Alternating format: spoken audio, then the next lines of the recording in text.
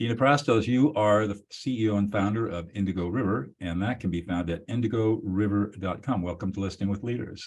Thank you so much for having me, Doug. I'm excited to be here.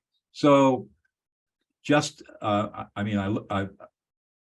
done a little bit of research on you, and you're doing incredible work. You're an architect with a graduate degree in engineering, and you work on the water. You're a water architect. I guess that'd be the best way to describe it. Tell us a little bit about your journey and how you ended up doing that, and then we'll get into what you do, what Indigo River is all about. Absolutely. So yeah, I am a waterfront architect, which if you would have asked me 10, 15 years ago what that is, I would have said it doesn't exist. I don't know, maybe someone who works on waterfront homes. Not what I do. I work often on waterfront infrastructure. So projects of ours typically are things like ports and marinas and bulkheads and seawalls and jetties and quays and wharfs and anything kind of built up between water and land.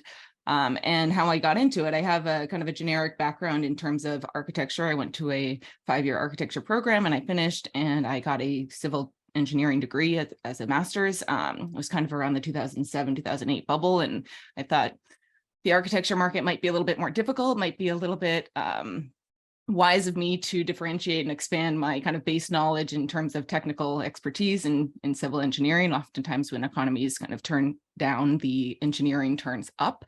And so that was something I just did to kind of get my bearings entering the workforce. And so when I did start working, I worked for a contractor. Again, that was very concerted effort to round out my practical knowledge of how and why things are built and what the conversations are happening in the field. And then just by chance and luck now, if you want to call it that, I was placed on a waterfront project, the Staten Island Ferry Terminal, for the first 18 years of my career. And from there, many of my other projects, even before I started Indigo River, were focused on the waterfront. Just it's a bit of niche expertise that kind of opened up the door into this whole other world that I could use my agency as an architect and focus it on waterfront infrastructure. Are there many people out there like you that do waterfront architecture? There are some that dabble in it, but I don't know anyone else who has focused a career on it by any means. There are certainly architects that focus on infrastructure more kind of generically, of treatments of different types of infrastructure, but not necessarily waterfront infrastructure. And I'm thinking that, especially because you're on the East Coast in the New York City area, you probably are pretty darn busy. we are. And now in this moment, I mean, yeah, things are kind of accelerating in terms of climate change awareness and climate adaptation efforts. And so certainly it's a kind of poised time to be specializing in this area that we focus on the most vulnerable condition in terms of sea level rise and flooding and things that we're very comfortable working in this space. And there is more and more work that will be required in this space as time goes on. Tell us a little bit about your company, Indigo River. Sure. So Indigo River, founded in 2018, we have a group of about 20 planners, architects, and engineers, and all of us have a passion and kind of mission to focus on waterfront, and that comes through different forms of how we interact with the water and how our histories have kind of had that interaction with water. And the different types of engineers that we have range from coastal and naval and marine and structural and geotechnical. And then the different types of architects that we have naval architects who focus on floating things. We have landscape architects, and then I'll say traditional architects, but not in the sense of working on buildings, working on waterfront infrastructure. And then certainly we have planners as well, environmental planners, climate adaptation planners. So we all have slightly different backgrounds. Many of us also spent a portion of our career in the field working for a contractor or in the construction realm, which brings a kind of level of empathy to the design world when we're sitting at a desk and putting together a design that we can, imagine and remember the conversations taking place in terms of how will this get built, and kind of that factors into our design and our process. So with global warming and potential significant sea level rises, how do you think we adapt to that, especially in littoral areas like New York City, the New York City Harbor? Here in California, we've got the San Francisco Bay, Los Angeles and Long Beach harbors. I mean, there's some serious consequences here. There are many different ways that are being looked at and being tried currently, and some at kind of more regional scale and neighborhood scale, and then the practicality of individual site owners owning individual sites and what can be done to protect and mitigate against risk. I mean, sometimes it's a matter of a change of elevation. If there's a hard wall, a hard vertical, if there's the seawall or bulkhead, raising that elevation. Sometimes it's a matter of reprogramming space. So if it's a residence on the water, that maybe the ground floor needs to be changed into something like storage and parking, and then any livable, occupiable space is elevated above. So there's a number of ways. There's also more larger scale infrastructure projects in terms of floodgates and levees and things of that nature as well. So there are different scales that we work at, and different types of solutions that are out there. Are you engaged in much long-term planning, or is it mostly, people come to you with projects that they're looking, say over the next 18 to 24 months? Both. And that's one of the things I love, is that we work on kind of a range of timelines. So sometimes the design life will be to the year 2050 or the year 2080 that we're looking at, far in advance for public works and public infrastructure projects. Sometimes it'll be with a, residential owner that wants to fix a seawall that's failing, or add a, floating dock to be able to enable recreational access. So it ranges, and everything in between. Well, you're obviously have a passion for this. What gets you excited in the morning? You get up and go to work. Well, I live on the water, which is also great. So I have many different ways of interacting. And sometimes I'll get up and I'll go for a paddle even before I start my day, and kind of exercise and get out in nature and spend some time on the water, and then come and have, a series of meetings. But at the end of the day, what excites me about what I do is the kind of the scale of impact of working with different individuals on different types of projects that really are looking to leave our built environment in a better way than it is currently. And are you limited just to the New York area, or you have much broader reach? We work all over. I'd say the base of our work, our core portfolio, is within New York Harbor, but we work kind of up and down the East Coast. We've worked in Canada, we've worked in the Caribbean, we've done design projects in the Middle East. So we've worked in many different locations, and I serve on a committee that's worked a little bit with NASA, looking at outside of Earth of different kind of occupiable spaces and habitats, and what that means for an architect to assert their agency in those realms as well. That's got to be interesting. It is. It's really, really great. I love it. I read a headline yesterday, I think, that said that Manhattan's sinking. The weight of the buildings is pushing the island down. What's that all about? So that's not new. Any building, you look at Leaning Tower of Pisa, same thing. There are geotechnical issues with the soil that over time, the load bears its weight, and the soil can't support it, contain it, or support it. So it's not anything new. When it's in a headline, people get nervous. I have friends who I've told, well, Battery Park City wasn't originally part of New York. It's built up on, excavation from other areas. And that kind of blows their mind of kind of the scale of what we construct as, man versus what we think is natural. And is that going to create, is the subsidence going to create problems for New York City? Problems, challenges, opportunities, depends how you frame it. Okay. So what's the most interesting project you're working on right now? So one project I'm really excited to be working on, I'll talk about two, because one is more typical and one is a little bit atypical for us, that we've kind of grown into a new space, a needed space. But one project that we're working on is, if you're familiar with Governor's Island in New York City, they have, asserted that they will be the climate solution center of the future, not only of New York, but of the country and of the world. And two of their existing piers are in dire need of rehabilitation or reconstruction entirely. So we won the bids, and we're working right now. We're in early phases. We've done kind of the due diligence of, what the site conditions are, and we're starting to design what those two new piers will be, how they will serve the future climate solution center of the world, which is a really wonderful opportunity. And we're excited to be working on it. We've worked on other pier projects, but none really to kind of assert that they are the climate solution center, and to have quite literally the landing onto the climate solution center be one of our projects is an honor and something that we're very excited about. Another project that I was mentioning is a little bit less typical for us. Is early in 2020, we, like many kind of companies out there, we're looking to kind of diversify our portfolio and expand into other areas, just as a kind of way to balance and open up more doors for us, not knowing kind of what the market held. And so being that we work on waterfront infrastructure, for example, we work on several offshore wind port facilities, and we know, generally speaking, who the main players are in terms of construction, and who the contractors are going to be to build these facilities. And we know also the ambitious goals of the state and federally as well in terms of renewable energy, and specifically offshore wind.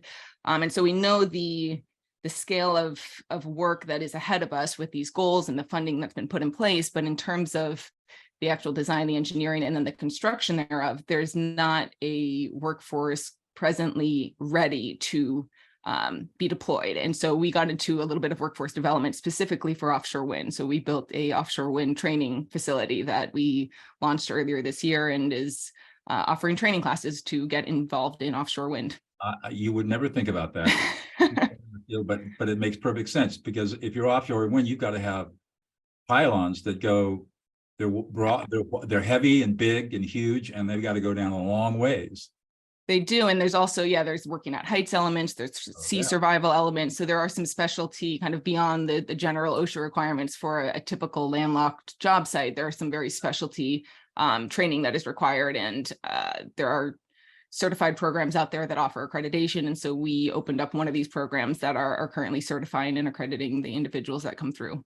So they have to go through all these safety courses and learn all the how to survive out there. They do. And part of, I would say also, being that we're very active in the climate adaptation space, we kind of have another level of awareness around kind of environmental justice issues as well, in terms of workforce development and where people are coming from to get to work, to get to training.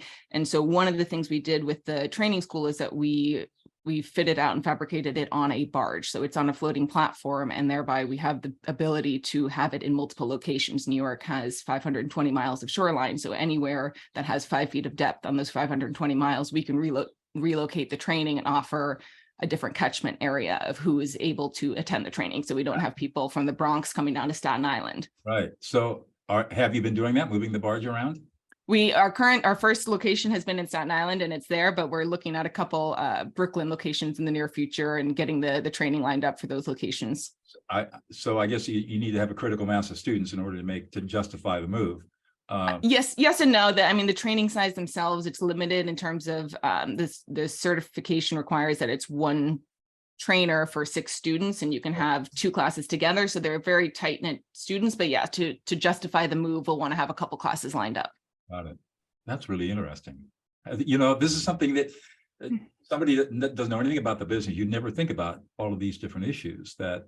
No, but I think it comes to that mentality of what you said before. Is it a problem? Is it a challenge? Or is it an opportunity? Right. And we saw it as an opportunity because we kind of saw the writing on the wall of what our current workforce is and what will be needed in terms of what the goals that have been set are. And I'm sure the contractors that are going to be employing these people are thrilled that this kind of training is going on. Yep. Since our audit, we've been fully booked. So it's gaining momentum. And the other thing I like is that you can move it around. You can move it around the New York area. And to your point, with environmental justice, you can tap into a lot of populations that might not otherwise have an opportunity to get this training, because these are going to be high-paying jobs. Absolutely. And this was something that came directly out of to your kind of the spirit of your podcast in terms of listening. We met with different unions and heard from them that one of the biggest obstacles and biggest challenges isn't necessarily the time or the money, but the commute to be able to access the training. And so here was a way for us in our background in terms of, floating assets and floating architecture, a way to serve that and kind of answer that call. Wow.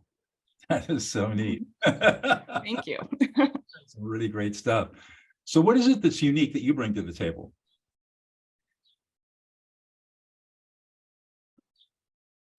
I think in many ways the entire firm kind of has a mission and values, but I've, as a founder, kind of embedded that in many different areas of how we work, and it permeates kind of any different type of task that we will be working on. And so that's something that it attracts talent that are like-minded individuals, but it also gives way to kind of a greater satisfaction than whatever the literal work is at the moment. There is kind of something bigger that we are serving, and it is something that can't cast any blame or not productive to kind of complain about the way things are when we inherit them, but there is opportunity to make them better for the next generation. So that's something that really does permeate through much of our work. And how do you spend your time? As the founder and CEO of an organization that's pretty active, you don't get a lot of drawing time, I would imagine.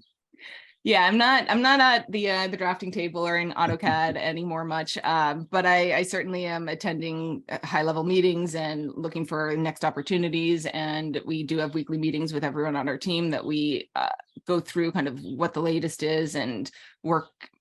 Very important to me and to us is career development, and so understanding where people are in the career and what they're looking for, and finding opportunities for them to grow is something that is embedded deep in our culture. And so that's something that I do a fair amount of kind of work internally, and then also work externally to look for opportunities to continue to grow our team.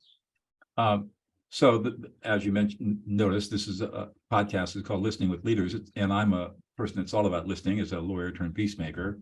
Tell me about listening in your business. How critical is it?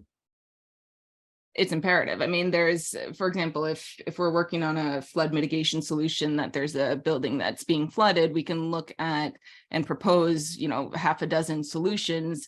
Maybe some of them are temporary, maybe some of them are permanent. But if we're not listening to the asset owners about, what their budget is, or the operations team and the maintenance crew about what their capabilities are, certainly possible that we could propose a system that technically is feasible, but in practice would not make sense. And that's happened before, where an owner will ask for something that's a temporary deployable solution, but they have 2 crew members that there's no way that they could feasibly deploy a system in an emergency at the scale that they would need to have an effect. And so there's importance of listening and getting the full picture early on from multiple parties, and not just kind of taking one bit and running with it, because that could be a mistake and require backpedaling later. So it strikes me in listening to that knowing how to ask the right questions becomes pretty important.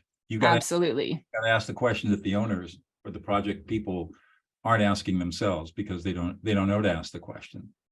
Yeah, it is. We have questionnaires, and we have kind of evaluations that we will set up early on in a project, depending on what the type of the project is. But it does become very important to have these kind of stakeholder interviews early in the process to understand how the different parties are involved, what the different responsibilities are, what the budgets are, what the schedules are, a lot of different factors that come into play before a successful design can be designed and or constructed and deployed. In my former life, I was a trial lawyer, and I did a lot of construction litigation on some pretty big projects. I know that construction can get very messy. Often Absolutely. does get very messy. How do you guys deal with the messiness? It does come down to, good, clean habits of documentation and reporting. And that's the core of it, is an awareness and training of our individuals to make sure that if there is something that they see, potentially unsafe, or that they are not sure about, that they'll escalate it, and that they'll document it and report it appropriately, so that if it is escalated, we can address it, or if it's something that's looked over but it's documented, we can go back and kind of sort through after the fact. Do you do much project management yourself, the firm? We do a fair amount. We in some projects act as owner's rep, so we will manage sometimes it's the construction team or design team or the environmental review team, whatever the requirement is. Huh. I'm sort of in shock and awe of what you do. When I think about, I go back and think about some of the projects that I was involved in many years ago, or 40 years ago, and thinking about what you do, I just kind of boggles my mind. I think there's going to be a growing need for the kind of work that you do. Are there younger architects that come through to get training from you that are interested in doing the kind of work that you're doing? Honestly, not as many architects as I would hope, but more. We attract planners and environmental specialists and engineers. It's more common, as there's very clear tracks for marine engineering or coastal engineering or structural engineering that relate to the waterfront. But within architecture, it's a little bit more difficult, because by and large the mass focus within architecture is buildings. Right. And so it's not always, the most glamorous to think about working on waterfront infrastructure, but the need is certainly there. And if you can tie it to, protecting all of those upland buildings and assets, I think it takes the right kind of individual that is attracted to that sort of challenge. Do you get an opportunity to talk to young architects or students of architecture about the work that you do?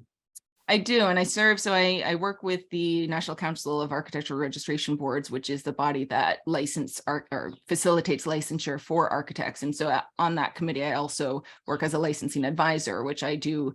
I had a very kind of messy path myself in terms of getting my license, and so I look to lighten the load on others that maybe have atypical experience but are still interested and see the value in becoming licensed. And so that's something that I work as a licensing advisor, and then I also serve as the chair on a committee that focuses on the future architect and what their role will be. How much of my brother-in-law is an architect in Santa Barbara, very successful. But it's not all architects have an engineering background. It strikes me that in doing the work that you're doing, you would almost need to have a pretty strong engineering background, because so much of the design work is going to be structural. I mean, because to your point, you're dealing with the geotechnical, the soil, you're dealing with water pressure, you're dealing with, you're dealing with sometimes massive projects. It strikes me that engineering is an important segment of all of that. It is. It certainly is important to be able to speak the same language. Something that I'll say, I went into engineering maybe a little bit out of my own insecurity of my technical knowledge at the time, and also the kind of the economic change that was afoot. So I think, yeah, looking back now, it makes sense that I've, formed a company kind of with those two backgrounds. Although I am not a licensed engineer, and when I introduce myself, I typically say I'm an architect. And I focused on my engineering degree out of a desire to round out my architecture experience. And so kind of in the spirit of empathy, of understanding what the engineers are talking about, in the spirit of empathy of understanding what the contractors and the construction crews are talking about, that was important to me. But that said, the role of the architect is more or less the conductor of the symphony. And there are many different disciplines of engineering that you don't need the deep specialty in those different tracks. As long as you're able to listen and communicate and understand, effectively what the parameters are, and keep the conversation moving forward, and also understand from the client and the operations and the regulators. There's a lot of listening that takes place, but I don't think it's required that an individual have an engineering experience to assert their agency as an architect in this space. I see what you're saying. So, I mean, I like the metaphor. You're the conductor, because I know in these projects, there's a massive number of moving pieces. And if you're out there, you're the one saying, okay, this is what's got to happen. And you have enough knowledge to know the nomenclature and the language, so you can communicate with people. And you also have enough knowledge that you can, again, ask the right questions, ask the questions that nobody else is asking. Yeah, and that was, I mean, I think even it took, when I went through my licensure, I did not have, like I said, a very typical architecture background. I worked for a contractor, I worked for an engineer, and very small portion of my career did I work under an architect, just kind of the minimum requirement to satisfy to be able to get licensed. And the experience that I had taking the exams was that there's a lot of things that I don't know, and I need to kind of get a base minimum competency around them and know what I don't know.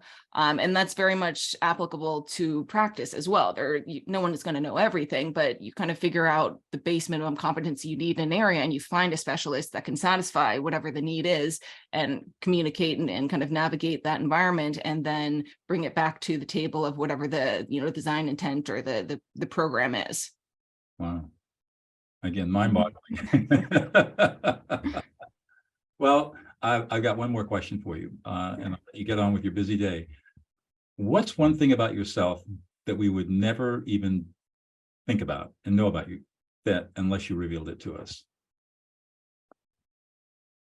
Well, I grew up in Alaska. I've worked in the Middle East, and I now find myself with a company focused on New York Harbor. So that's kind of a extreme pivot and transfer and process that I've evolved through. There is a story from Alaska to New York City. Yeah, with a pit stop in the Middle East in the desert. Yeah. All right. Well, thank you. Dena, I really enjoyed this call. It's been really informationally informative, and I'm sure my listeners have enjoyed it too. Thank you so much for your time. Thank you for having me, Doug. It's my pleasure.